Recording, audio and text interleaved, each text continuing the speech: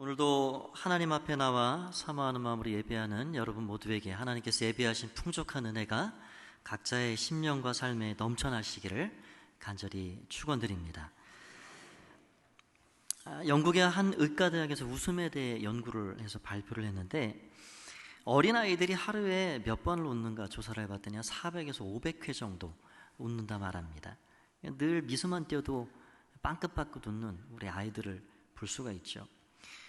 그런데 커가면서 장년이 돼서, 어른이 돼서 이 웃음의 횟수가 얼마나 떨어질까요? 15번에서 20번 정도 웃는답니다. 제가 생각해 보니까 20번 웃어도 좋겠다. 거의 안 웃고 사는 사람이 참 많은 것 같습니다. 이렇게 웃음을 잃어간 채 참 절망과 때로는 염려와 그 걱정 가운데 살아가는 그 이유가 뭘까? 불안과 염려이죠. 그것 때문에 기쁨을 잃어가고 있습니다. 여러분의 삶은 어떠십니까? 사람은 누구나 염려하고 삽니다. 모든 이가 염려합니다. 걱정, 근심을 한 짐씩 지고 가는 것이 우리 인생이라 할 수가 있죠. 어찌 보면 이 염려는 사람됨을 나타내는 지극히 자연스러운 인간됨의 특징입니다. 예수님께서도 염려하지 말라라고 말씀하신 것은 염려하고 사니까 하지 말라 하신 것이죠. 그렇다면 사람들이 무엇 때문에 염려를 하고 살아갈까요? 오늘 읽은 이 본문 10절 정도 읽었는데, 이 안에는 이 염려의 뿌리가 무엇인지 간단히 말씀을 주시고, 그런 그리스도인 된 예수님의 제자 된 우리들이 그 염려 앞에 어떻게 반응하고 어떤 자세로 믿음의 삶을 살아가야 하는가, 그 길을 우리 주님이 우리에게 제시해 주고 있습니다. 염려의 뿌리가 뭘까? 먼저 우리 주님은 이 염려의 뿌리가 이 재물에서 비롯이 된다라고 말씀합니다. 24절 말씀을 한번 읽어볼까요? 24절입니다. 제가 한번 읽겠습니다. 한 사람이 두 주인을 섬기지 못할 것이니 혹 이를 미워하고 저를 사랑하거나 혹 이를 중히 여기고 저를 경히 여김이라. 너희가 하나님과 재물을 겸하여 섬기지 못하느니라. 이게 원리와 같습니다. 이 두 가지 똑같이 사랑할 수가 없다는 거죠. 하나님 사랑하는 마음이 커지면 재물에 대한 마음이 작아질 수밖에 없고, 재물 사랑하는 마음이 커지면 하나님에 대한 믿음과 사랑이 쪼그라들 수밖에 없다는 거죠. 여러분, 그래서 부자든 가난한이든 이 재물에 마음을 두기 시작하면 염려의 덫에 걸려버립니다. 염려라는 것은 그래서 이 배금주의, 황금 만능주의의 이 시대가 낳은 그 바이러스가 전염시키고 병으로 옮긴 열병과 같습니다. 사람들이 돈을 좋아하고 돈을 사랑하고 돈을 숭상하고, 그래서 다 열병에 걸려 사는 거예요. 이렇게 이 재물을 우리가 마음에 두기 시작하면서 염려가 시작이 된다. 두 주인을 섬기지 마라, 우리 주님 말씀하고 계신 거죠. 그 다음은 목숨과 몸이라는 겁니다. 25절 말씀에 이렇게 되어 있습니다. 그러므로 내가 너희에게 이르노니 목숨을 위하여 무엇을 먹을까, 무엇을 마실까, 몸을 위하여 무엇을 입을까 염려하지 말라. 목숨이 음식보다 중하지 아니하며 몸이 의복보다 중하지 아니하냐. 우리 목숨과 관련된 그 깊은 두려움이 있습니다. 사람이 염려하고 두려워하는 그 가장 밑바닥이 근저에 이 생명에 관한 것이죠. 그리고 건강, 이 건강을 잃어버리면 어떡해? 이게 몸에 관련된 것들, 내 외모에 대한 것, 또 장래에 대한 것, 또 이 건강이 쇠해지면 어떡하는가, 그런 염려를 우리는 끊임없이 해가고 살아갑니다. 여러분, 건강을 염려하지 않고 살 수는 없죠. 그러나 그것이 도가 지나쳐버리면 건강 염려증이라는 것도 있습니다. 그러니까 지금은 다 건강한데 내가 앞으로 암에 걸리면 어떡하지? 내가 여기저기 아프면 어떡하지? 그러니까 미리 앞날을 알 수 없는 그 미래의 것을 당겨서 미리 그것을 상상해서 질병을 내 안에 가져오고, 그것 때문에 또 염려하고 사는 겁니다. 여러분, 그래서 노먼 빈세트 필이라는 박사님이 이 사람들이 가지고 있는 염려, 걱정거리들을 조사를 해보니까 90% 이상이 다 불필요한 염려들이라는 거예요. 괜히 하는 거예요. 괜히. 아무런 도움도 주지 못하면서 염려하고 산다는 겁니다. 근데 이게 우리 개인적인 차원에서 염려가 그치는 것이 아닙니다. 우리 장로님 오늘 참 나라와 민족을 위해서 애끓는 마음으로 기도해 주셨는데 참 하나님 앞에 우리가 어떤 마음으로 기도하며 이 나라를 위해서, 이 나라를 지키는 마음으로 나가야 할지 참 생각하는 시간이었습니다. 이 염려라는 것이 내 문제뿐이 아니라 가족으로 가면 가족, 우리 부모님 생각하면 또 염려되고 걱정되고, 우리 자녀들 앞으로 그 창창한 미래를 생각하면 참 세상은 험해지고, 이 애들이 어떻게 앞으로 커서 이 험난한 세상을 이겨 헤쳐나갈 수 있을까? 늘 염려 걱정이 우리에게 다가옵니다. 이런 가정을 넘어서면 이 나라를 우리가 또 생각하면 늘 그것이 우리 마음을 짓누르죠.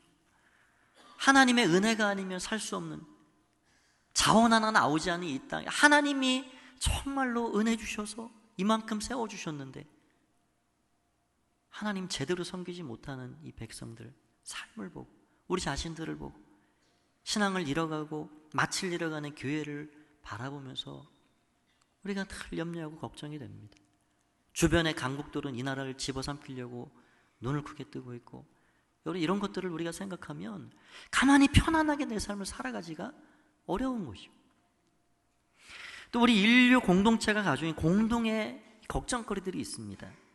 이 기후의 문제, 환경 오염의 문제, 이게 다 염려거리들이죠. 그래서 이러한 인생을 돌아보면서 지혜자라 말하는 솔로몬이 모든 부족한 것 없이 원하는 것은 다 누리며 한평생을 사니 솔로몬이 인생을 이렇게 정의합니다.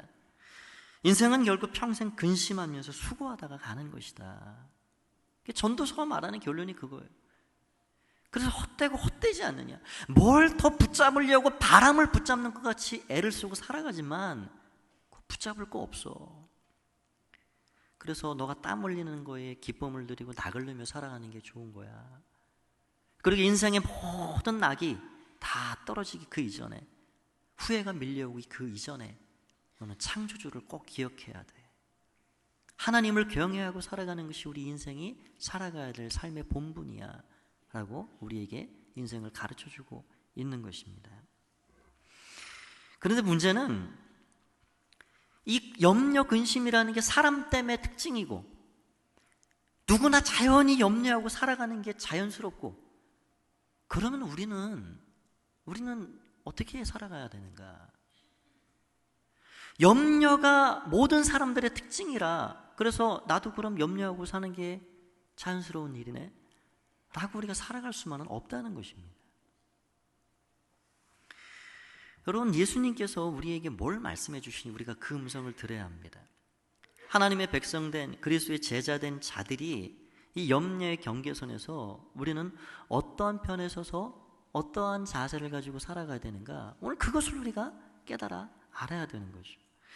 여기 31절 32절 초반에 나오는 말씀 제가 한번 읽어보겠습니다. 그러므로 염려하여 이르기를 무엇을 먹을까 무엇을 마실까 무엇을 입을까 하지 말라. 이는 다 이방인들이 구하는 것이라.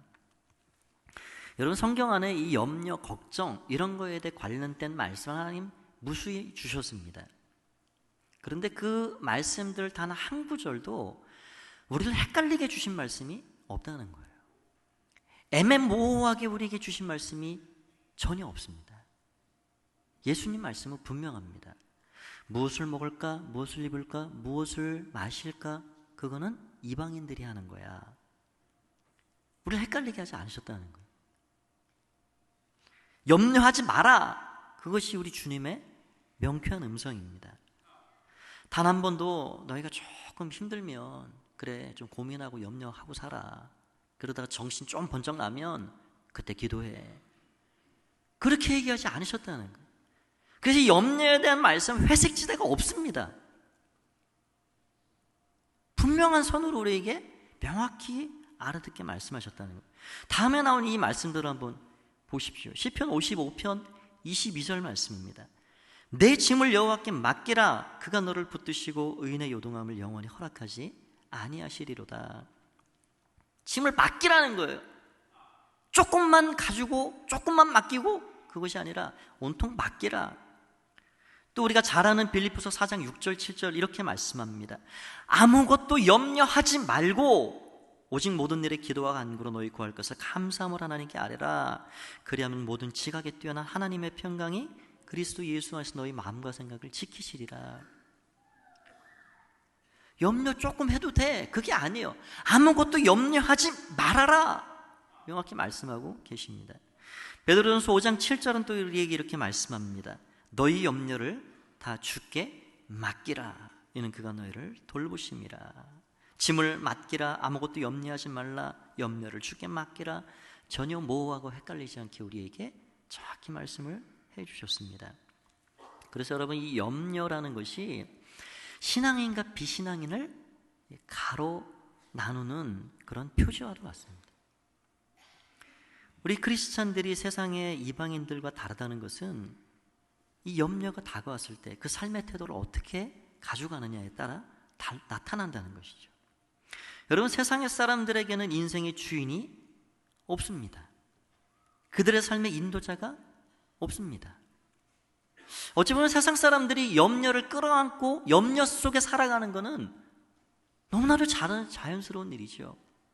그러나 우리에게는 그들이 고백하지 못하고 그들이 갖지 못한 인생의 주인이 계십니다.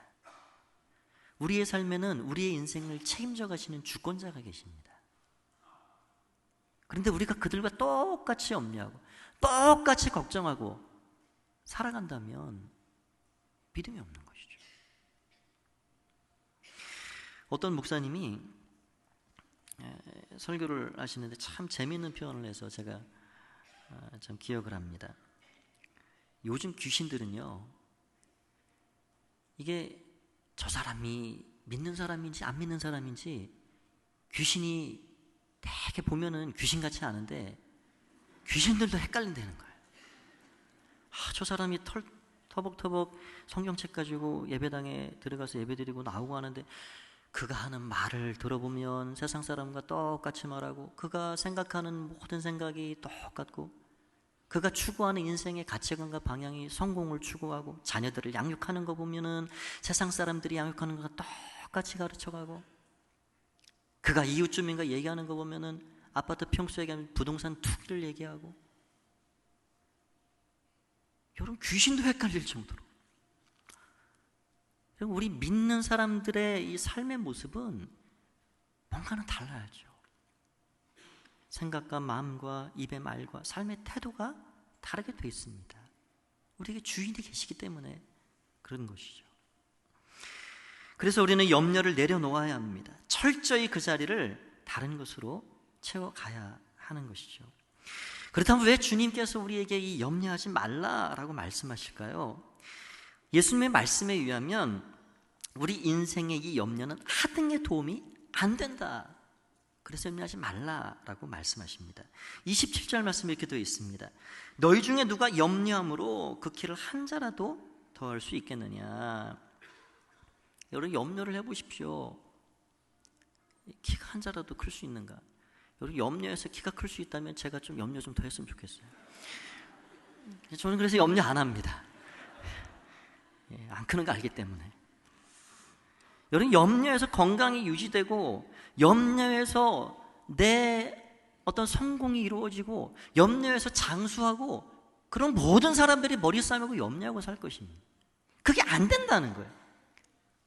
염려가 우리 인생을 한치도 올바르게 긍정적인 방향으로 이끌어 갈 수가 없다는 것입니다. 그래서 어떤 이가 그렇게 이 염려를 표현했습니다. 염려는 마치 자동차 운전하시잖아요. 이 기아를 중립에 놓고 악셀레터를 팍 밟는 것과 같다. 기아를 중립에 놓고 악셀레터를 팍 밟는다 해도 그 차가 한 발자국도 한치로 나갈 수가 없습니다. 엔진은 터질 듯이 요란하게 소리를 냅니다. 그럼에도 불구하고 여러분, 우리가 그렇다는 거예요. 여러분, 땀 흘리고 머리를 쥐어짜면서 염려를 악셀레터를 밟듯이 그렇게 해본들 우리 인생이 한치도 좋은 긍정적인 방향으로 나아갈 수가 없다는 겁니다. 그래서 염려하지 말라 말씀하고 계신 것이죠. 또한 이 염려는 어리석은 것이기 때문에 하지 말라 말씀합니다. 34절에 보니까 이렇게 되어 있습니다. 그러므로 내일 일을 위하여 염려하지 말라. 내일 일은 내일이 염려할 것이요 한날의 괴로움은 그날로 족하니라. 헨리 나우엔이 그런 말을 했습니다. 염려한다는 것은 오직 아직 오지도 않은 시간과 장소를 무언가로 채우려는 것이다. 여기 예수님 말씀하셨듯이 내일이라는 시간은 지금 내 것도 아닙니다. 나에게 주어질지도 사실 모릅니다. 그거 보장된 게 아니죠. 그런데 내일 일을 가지고 미리 땡겨서 염려하는 거, 그것같이 어리석은 자가 없다. 그 쓸데없는 것이야. 말씀하고 있다는 거예요. 염려하는, 내일 일을 염려하는, 미래를 두고 여러분, 우리가 미래를 두고 염려를 아주 안 하고 살 수는 없죠. 그러나 주님이 말씀하시는 그 의도를 우리는 파악해야 합니다. 이 염려를 이렇게 하고 사는 사람들의 특징은 뭐냐면 혹시 요 마음을 가지고 있습니다. 혹시 내가 이 예배 드리고 집에 가다가 차 사고 나는 거 아니야? 혹시 5년 안에 나에게 암이 찾아오는 거 아니야? 혹시 오늘 집을 책가방 메고 털렁털렁 학교 간 우리 사랑하는 아들이 집에 못 들어오는 거 아니야? 혹시 이 일이 이렇게 잘못되는 거 아니야? 여러분, 앞으로 일어날 그 모든 일들, 알 수 없는 그 내일 일을 땡겨가지고 미리 혹시 잘못될까 봐 그렇게 염려하고 산다는 거예요. 저희 큰 딸아이가 6학년인데 그 반 학급에 제가 얼마 전에 이야기를 들었습니다. 이게 잘 어울리지 못하고 외톨이처럼 사는 이렇게 생활하는 아이가 있다는 거예요, 학급에. 그게 왜 그러냐, 왜 못 어울리냐. 애들이 뭐 따돌리거나 그런 것도 아닌데 스스로 이렇게 그런다는 거예요. 그 얘기를 들어보니까 그 아빠가 저학년 때부터 어디 학교에서 요즘 야외 활동이 많잖아요. 무슨 뭐 체험학습이 많습니다. 어디 학급 여행을 간다 해도 보내주지도 않고, 뭐 캠프를 간다고 해도 보내주지 않고, 친구 집 놀러 간다고 해도 보내주지도 않고, 이 아빠가 혹시병에 걸린 거예요. 혹시 내 딸이 거기 가서 다리나 부러지는 거 아니야? 혹시 내 딸이 무슨 일 생기는 거 아니야? 여러분, 그렇게 자녀를 키워가지고 제가 참 그 아이 이야기를 들으면서 걱정스럽습니다. 이 험한 세상, 그 아이가 앞으로 어떻게 살아갈까? 어떻게 살아갈까? 어떻게 관계를 맺고 살아갈까? 여러분, 내일 일을 땡겨서 염려하는 거, 그거 어리석다. 우리 주님이 말씀하시는 겁니다. 세 번째는, 또 염려는 우리 몸의 영과 육을 심각하게 망가뜨리기 때문에 염려하지 말라라고 말씀합니다. 잠언 17장 22절 말씀에 그렇게 말씀합니다. 마음의 즐거움은 양약이라도 심령의 근심은 뼈를 마르게 하느니라. 이 염려가 뼈를 마르게 하는 치명적인 독소와도 같다. 여러분, 우리 몸에 찾아오는 모든 질병이요, 몸으로 직접 시작되는 것이 아닙니다. 따지고 들어가 보면 이 마음을 짓누르는 마음의 돌덩이처럼 무거운 그 스트레스가, 그 염려와 걱정이 짓눌러 그것이 혈액순환을 어렵게 만들고 신진대사를 막아버리고 다 그리고 우리 몸을 망가뜨리는 거예요. 만병의 근원이죠. 더 나아가 예수님께서는 이 염려를 악으로 규정하십니다. 여기 염려가 무슨 악일까? 이 세상 사람들 다 똑같이 염려하고 사는데 이게 무슨 악이야? 이 말씀을 한번 보십시오. 누가복음 21장 34절입니다. 너희는 스스로 조심하라. 그렇지 않으면 방탕함과 술취함과 생활의 염려로 마음이 둔하여지고 뜻밖의 그날에 덫과 같이 너희에게 임하리라. 이 누가복음 21장은 예수님께서 마지막 때를 살아가는 모든 사람들이 주님 오심은 안중에도 없고 마치 노아의 때처럼 방탕에 빠지고 중독에 빠지고 술취함에 빠지고 또 뭐를 하나 더 하느냐? 생활의 염려 가운데 빠진다는 거예요. 어떡하지? 내가 은퇴 이후에 어떻게 살아가지? 극심한 생활의 염려 가운데 빠져가지고 경건됨도 잃어버리고. 여러분, 염려가 왜 독과 같으냐? 염려는 꼬리에 꼬리를 물어버립니다. 그 사람을 결국 하나님을 신뢰하고 믿는 그 믿음을 약화시켜버립니다. 결국 염려의 꼬리를 물고 살아가는 사람들은 절망의 늪에서 헤어나오지 못합니다. 예수님께서 오늘 이 방탕함과 술 취함에 동등하게 생활의 염려가 너희를 그렇게 인생을 망가지게 만들 거야라고 말씀하는 거예요. 여러분, 우리가 술 취하고 방탕하게 살으니까 그거는 큰 죄악이지, 자신도 망치고 가정도 파괴시키는 큰 죄지. 근데 염려가 무슨 큰 죄야? 예수님 그래 말씀하시는 거예요. 염려하지 말라. 여러분, 이 염려는 마치 슬며시 우리의 가정에 도둑놈들이 들어와가지고 각종 좋은 거 빼내가듯이 우리의 마음에 살며시 찾아 들어와가지고 우리 안에 있는 하나님 만난 그 구원의 감격, 구원받은 기쁨, 하나님께서 우리에게 베푸신 그 놀라운 은총에 대한 감사, 이런 것들을 다 빼내는 거예요. 염려가 찾아 들어와가지고 기쁨 빼냅니다. 감사 빼냅니다. 은혜 빼냅니다. 그 삶에 남은 거는 불평과 좌절밖에 안 남는 거예요. 여러분, 그래서 우리는 염려하지 말아야 합니다. 단호하게 주님 말씀을 따라서 내 안에 슬며시 찾아온 이 도둑놈들 같은 이 염려를 묻고 몰아내야 된다. 그래서 다시 한번 기쁨과 감사를 우리 안에 채워가야 합니다. 그렇다면 그 방법이 무엇일까요? 오늘 읽은 이 본문 안에서 저는 딱 두 가지로 말씀드리고자 합니다. 염려를 몰아내고 믿음의 사람으로 살아갈 수 있는 그 방법 두 가지가 무엇일까? 첫 번째는 생각하여 보라라는 것입니다. 한번 저를 따라서 해보시겠습니까? 생각하여 보라. 마태복음 26장 26절 28절 제가 읽어봅니다. 공중의 새를 보라. 심지도 않고 거두지도 않고 창고에 모아들이지도 아니하되 너희 하늘 아버지께서 기르시나니 너희는 이것들보다 귀하지 아니하냐. 너희 중에 누가 염려함으로 그 키를 한 자라도 더할 수 있겠느냐. 또 너희가 어찌 의복을 위하여 염려하느냐. 들의 백합화가 어떻게 자라는가 생각하여 보라. 수고도 아니하고 길쌈도 아니하느니라. 생각하여 보라. 생각하여 보라. 공중의 새도 생각해보고 들의 백합화도 한번 생각해봐라. 여러분, 생각이라는 건 염려와 질적으로 다른 것이죠. 염려는 이 부정적인 불안한 마음에서 출발해서 한없이 사람을 빠뜨리는 곳으로 몰고 갑니다. 그런데 이 생각이라는 건 또렷한 이성으로 사물의 이치와 원리를 분별해 가는 것입니다. 공중의 새를 봐라. 우리가 눈 들면 하늘에 나는 새 많이 보죠. 여기 사진에 나오듯이 이런 새들 참 많이 봅니다. 참 신비롭고 아름답죠. 물이 져가는 모습을 보면. 조류 연구 통계에 의하면 이 전 세계의 날개를 가지고 파다닥 날아다니는 새 마리수가 얼마나 될까? 다 추정이죠. 셀 수도 없고 약 1,000억 마리 정도 된답니다. 1,000억 마리. 근데 이 1,000억 마리의 이 날개 있는 새들이 한 번도 굶어서 떨어지거나 그러지 않는다는 거예요. 여러분, 그 모든 새들을 다 먹이고 길러가려면 얼마나 많은 음식이 필요할까요? 너희가 그것을 위해 땅을 일구거나 창고를 만들거나 그것을 위해 뭘 심거나 그러지 않잖아. 그거 내가 하는 거잖아. 하나님 말씀하시는 거예요. 여러분, 시시때때로 이렇게 철이 되면 다가오는 이 제비, 지금 우리 도시 생활 가운데 제비 보기가 참 어렵지만 지금도 저 시골 가면은 제비를 처마 밑에 볼 수 있습니다.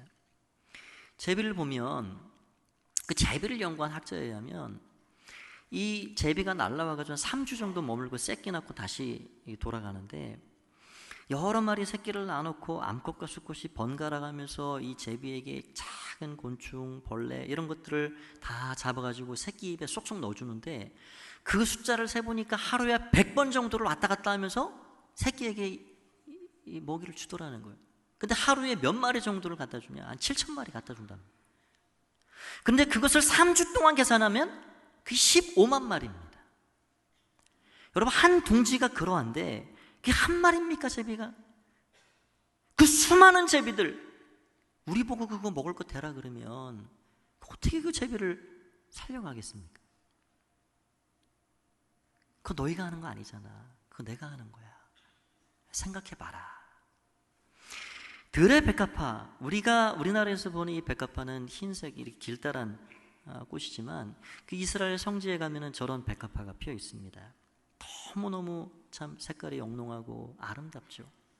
이 들에 쫙 피어있는 백합화, 아주 지극히 어떻게 보면 연약하게 그지없는 것입니다. 때가 되면 시들어 아궁이에 던져지는 풀입니다. 그런데 저 아름다움, 이 입은 백합화의 영광, 너희가 저 꽃잎 하나라도 물들일 수 있느냐? 너희가 길러갈 수 있느냐?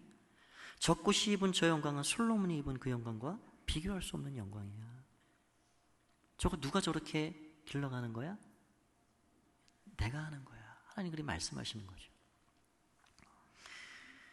여러분, 그래서 우리는 저 미물도 들의 풀도 공중의 새도 먹이시는, 입히시는 그 하나님, 그러면서 우리에게 하물며 너희일까 보냐, 너희는 이것들보다 귀중하지 아니하냐 라는 말씀을 따라서 그 주님이 저렇게 길러가시는구나, 우리가 그렇게 존귀한 존재이구나 라는 것을 알게 됩니다. 여러분, 우리 인생을 하나님이 얼마나 존귀하게 만드셨는지 다윗이 그것을 깨달았습니다. 하늘의 영롱한 별을 바라보고 그 2000년 전 그 하늘의 별이 얼마나 깨끗하고 영롱했을까요? 낮에 뜨는 태양과 밤의 달을 바라고 온 만물 가운데 있는 물고기와 새와 모든 것들을 바라보면서 사람이라는 존재가 어떤 존재인가, 하늘의 별과 달 그것에 비교할 때 이 사람은 누구인가, 하나님과 비교할 때 사람은 누구인가, 그것을 묵상하다가 번뜩 깨달은 겁니다.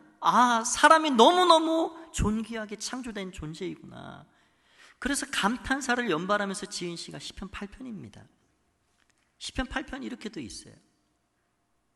주의 손으로 만드신 주의 하늘과 주께서 베풀어 두신 달과 별들을 내가 보오니 사람이 무엇이기에 주께서 그를 생각하시며 인자가 무엇이기에 주께서 그를 돌보시나이까. 그를 하나님보다 조금 못하게 하시고 영화와 존귀로 관을 씌우셨나이다.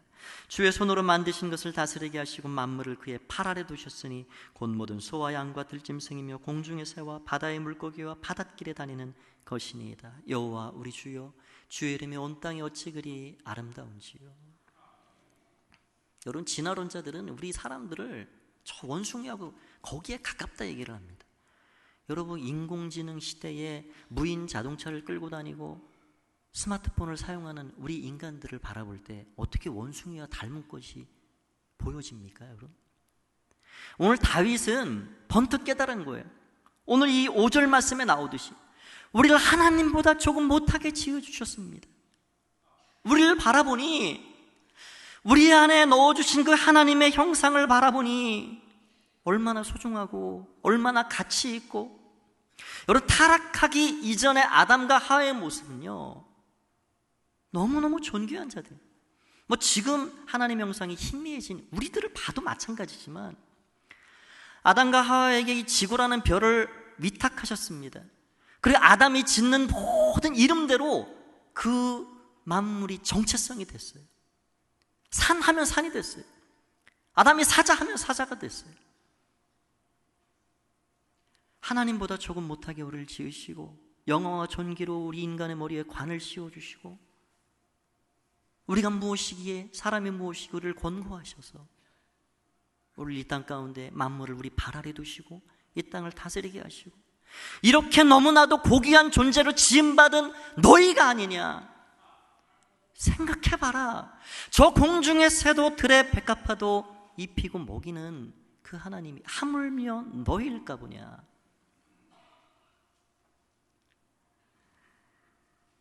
여러분, 사람을 영화롭게 지으시고 사람을 존귀한 존재로 만드셨는데 하물며 당신의 자녀된 하나님의 백성된 우리들을 하나님이 손 놓고 계시겠느냐 라는 말씀을 우리에게 주고 계신 거죠. 여러분, 그래서 한번 생각을 곰곰이 많이 하셨으면 좋겠습니다.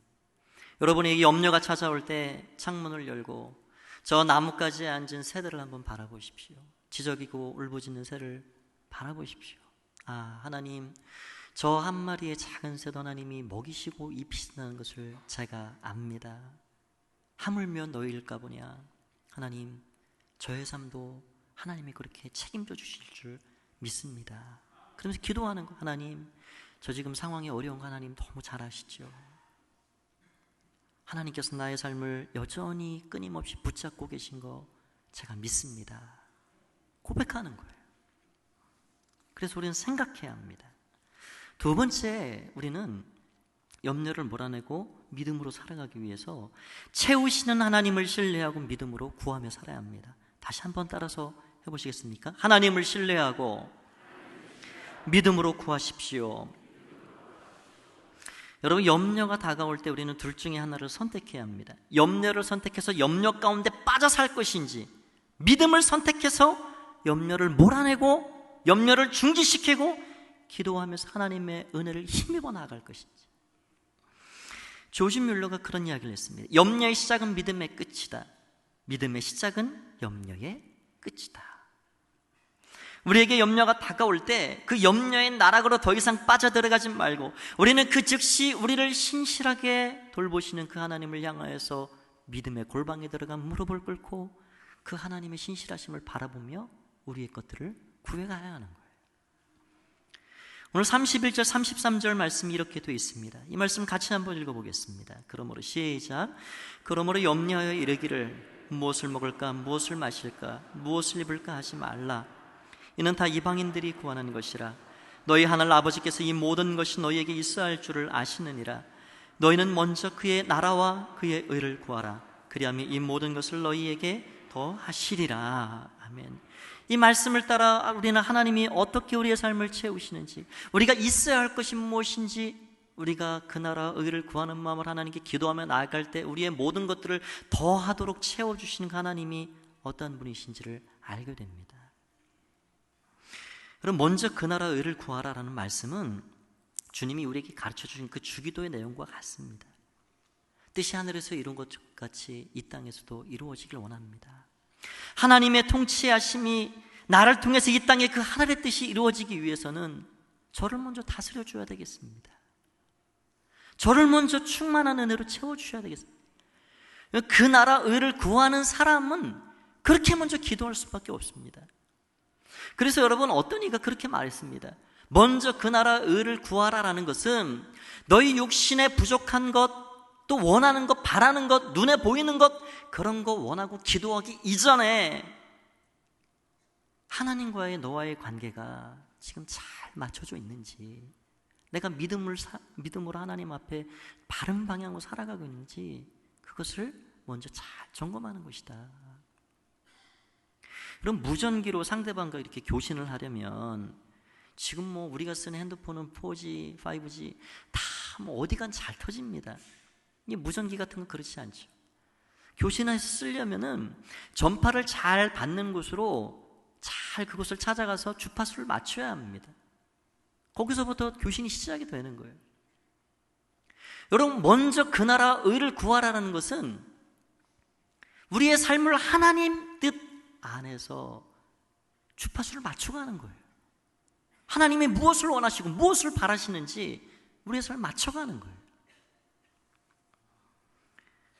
그래서 우리가 하나님 앞에 우리 자신을 세워나가고 우리의 결핍과 우리의 필요한 것들을 구해 나갈 때 하나님께서 그 모든 것들을 더하시리라 우리에게 말씀하고 계신 겁니다. 여러분, 저와 여러분 모두를 하나님은 많이 사랑하고 계십니다. 우리가 이 사랑에 대한 확신을 늘 변함없이 흔들림 없이 가져가야 되겠죠. 사랑한다라는 것은 여러 가지 특징이 있습니다. 사랑하는 자를 위해 시간도 낼 수 있고요, 돈도 쓸 수 있고요, 뭐 헌신할 수 있습니다. 근데 그 여러 가지 특징 중에 하나는 사랑하면 책임진다는 것입니다. 사랑하면 책임집니다. 말로만 사랑하고 책임지지 못하는 것은 진정한 사랑이 아닙니다. 넌 내가 책임질게 하고 말로만 한다고 책임이 아니에요. 사랑이 아니에요. 어떤 사랑하는 사람과 하루 피크닉을 위해서 기차표를 예매합니다. 사랑하면 그거 계산하지 않습니다. 이거 비싼데 내가 해야 되나? 기꺼이 할 수 있습니다. 영화표도 내가 끊습니다. 맛있는 거 비싸더라도 사랑하는 사람을 위해서 기꺼이 내가 지불할 수 있습니다. 여러분, 사랑하면 책임지는 거예요. 여러분, 예수님께서 우리를 사랑하셨습니다. 우리는 죄를 졌고 우리의 삶에는 허물이 있지만, 그래서 죄의 대가로 우리가 십자가 지고 우리가 거기에 매달려 죽을 수밖에 없는 운명에 살아왔지만 우리 주님이 대신 십자가를 지셨고 대신 죽어주셨습니다. 죄 지은 건 우리지만 죽으신 분은 예수님이십니다. 우리를 끔찍히도 사랑하셨기에 그분이 다 책임지신 것입니다. 여러분, 우리 주님께서 남김없이 그 모든 것들을 쏟아내고 목숨까지 주시고 그 이후에 단 한 번도 내가 저런 것들을 위해 내 목숨 괜히 바쳤네, 그렇게 한 번도 말씀하시지 않으셨어요.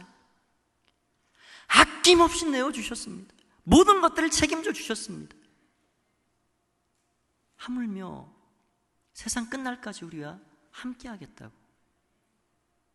우리를 끝까지 책임져 주시겠다고 그렇게 말씀해 주셨습니다. 여러분, 집에 기르는 강아지, 이런 애완견들이 있는 가정들이 많으실 겁니다. 그 강아지가 밥그릇에 이 사료를, 이 먹이를 다 먹었다고 내일은 먹을 게 없겠나, 그렇게 걱정하지 않습니다. 그 먹을 거를 책임지는 사람은 주인입니다. 어린아이가 엄마 젖을 이렇게 다 빨아먹고 더 안 나오니까 내일은 어떡하지? 내일 먹을 걸 나올까? 먹을 건 나올까? 그렇게 걱정하지 않습니다. 어린아이를 길러가고 책임지는 그분은 부모님이십니다. 우리들이 해야 할 일은 우리의 주인 되시고 우리의 삶을 책임지시고 돌보아 주시는 그 하나님을 신뢰하고 그 하나님 바라보고 믿음으로 그 하나님 앞에 나아가 그 나라와 의를 구하는 마음으로 우리를 귀히 여기시는 그 하나님의 은혜와 사랑을 바라보고 나아가는 것입니다.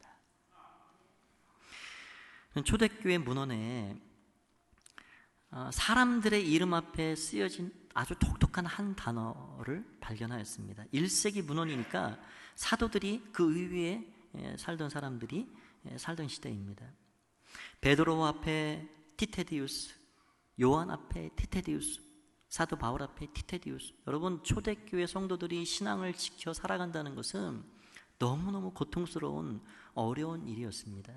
그들은 집을 뺏기고 재산을 몰수당하고 직장을 뺏기고 내일 일을 어떻게 살아가야 할까 막막할 정도로 그들의 앞날은 너무너무 위험하고 그리고 고난의 연속의 삶을 살아갔습니다. 그런데 그들의 삶에 나는 그래도 염려하지 않아, 나는 결코 염려하지 않을 거야 라는 그 각오와 결심을 담아서 자신의 이름 앞에 티테디우스라는 말을 써붙여 놓은 거예요. 이 티테디우스가 무슨 뜻이냐? 염려에서 해방된 자, 결코 염려하지 않는 자. 하나님, 내가 눈을 떠서 바라보면 이 모든 것들이 염려와 걱정거리들이지만 저는 그럼에도 불구하고 저를 귀히 여기시는 하나님의 손길이 제 삶에 있기에 결코 염려하지 않겠습니다. 저는 티테디우스 베드로입니다. 저는 티테디우스 바울입니다. 자기 자신의 정체성을 그렇게 세상 가운데 드러냈다는 거예요. 여러분, 저와 여러분도 이 시대에 티테디우스가 됐으면 좋겠어요. 티테디우스 한재동, 여러분의 이름을 거기에 넣으셨으면 좋겠어요. 아무리 세상의 염려, 근심, 걱정거리들이 다가온다 할지라도 저는 근심하고 염려하고 살지 않겠습니다. 하나님 바라보겠습니다. 저는 티테디우스로 살겠습니다. 그런 믿음의 결단을 가지고 살아가는 것입니다. 말씀을 정리하고자 합니다. 펠로우십 교회라는 미국의 교회를 목회했던 에드 영이라는 목사님이 계셨습니다. 그 목사님이 초등학교 저학년 어린 시절에 있었던 그 한 번의 아버지와의 깊은 추억이 자신의 인생 전체를 붙잡으는 좋은 추억 하나가 되었습니다.